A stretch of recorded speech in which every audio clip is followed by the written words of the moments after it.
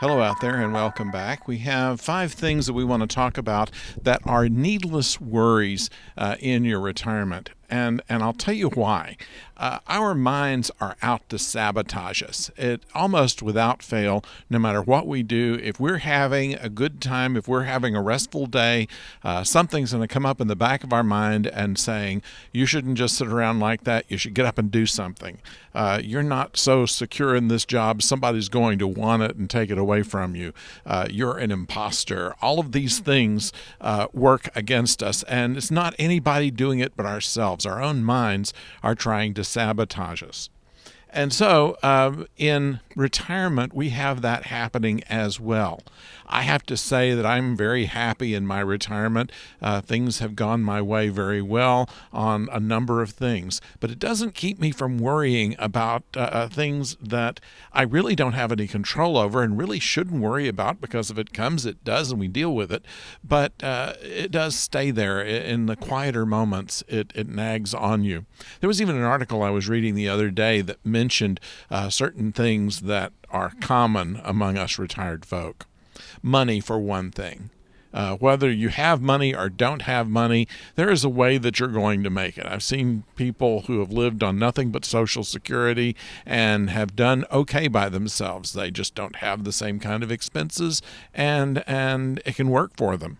And then there's people who have saved all their life and now are uncomfortable by the fact that there's not a weekly paycheck coming in, or a biweekly or a monthly paycheck coming in that is the same as what they had when they were working, and that makes it difficult to deal with. Is money going to be enough, when in most cases people have enough money if they don't just do anything dumb with it?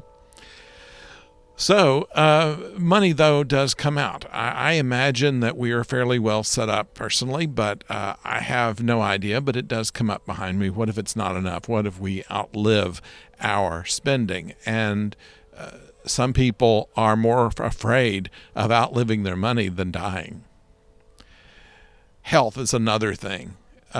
My health is pretty good. I mean, it's not perfect. I have some things. I take medicine for it, and we move along. We make a few adjustments here and there, but that's about it.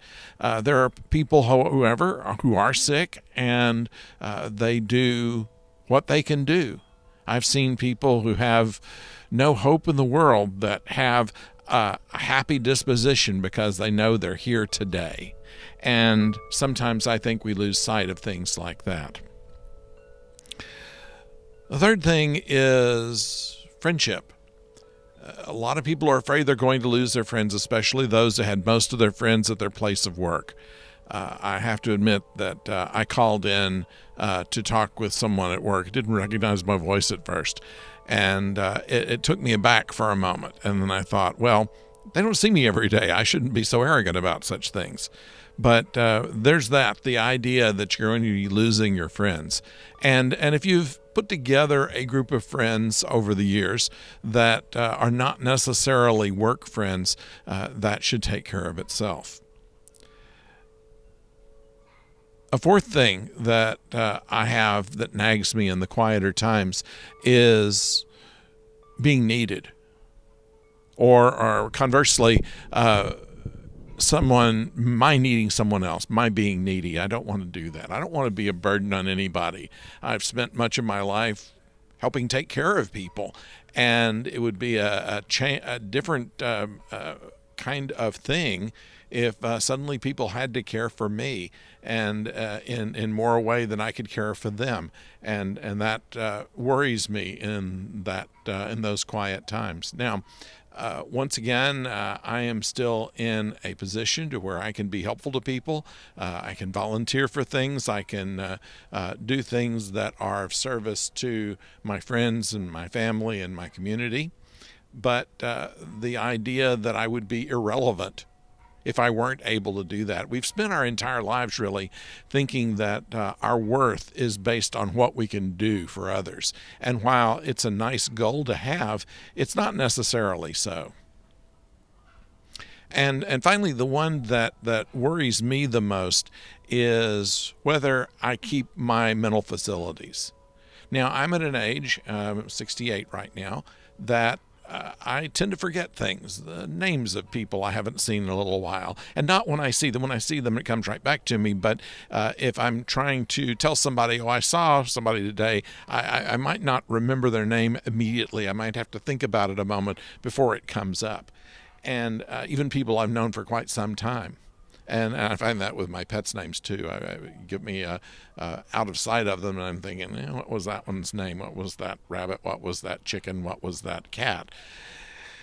And it makes me worry that maybe this is just the vanguard of something that's going to be a whole lot worse.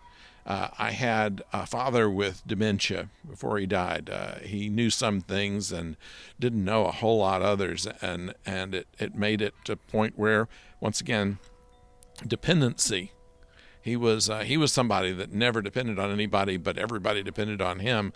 And when it got to where the shoe was on the other foot, I don't know if he was uncomfortable about it if I stop and think about it, but it certainly was a different dynamic, and I didn't want to be in that place myself. And so those are things that try to sabotage us in the back of our mind and make us stop and think that maybe we don't have it as good as we really do. And in fact, we are doing pretty well. And I would say that most of the people who watch this video are probably doing okay, but concerned. And it's, of course, always a good thing to have a healthy amount of concern for things so that you prepare for it. But there are things that you can't prepare for. There are things that just happen. There are disasters. There are diseases. There are the effects of aging. There's the tendency of money to wither away before you're ready for it to do that. All of these things are going to happen, and you're just going to have to live with it. It's going to be something that you're going to have to adjust for, and it's something you've been doing all your life. Whenever things come that are not expected, you try to figure it out. You try to work through it. You try to get help, and that usually comes. So if I have any message today, it's to be thankful for what you have right now, and let the future come as it does, and be willing to attack that as it comes. So I thank you for watching. Our production help comes from my chickens you can hear in the background, and we hope to see you next time. Till then, don't go far.